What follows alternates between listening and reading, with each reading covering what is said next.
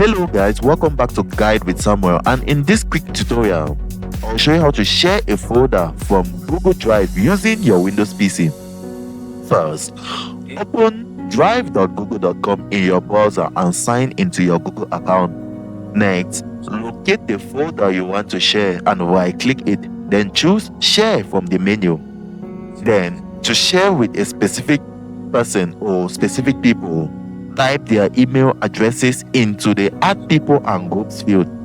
Pick a role between viewer, commenter, or editor, and optionally toggle Notify People on or off before clicking Send. Alternatively, to share via link, click Change to anyone with a link. Set the access level, viewer, commenter, or editor. Then click Copy link and paste it wherever you want to share it. After that, to manage access later, right-click the folder again, choose Share, and remove or change roles next to any collaborator. For extra control, click the settings gear to prevent editors from changing permissions or viewers from downloading files.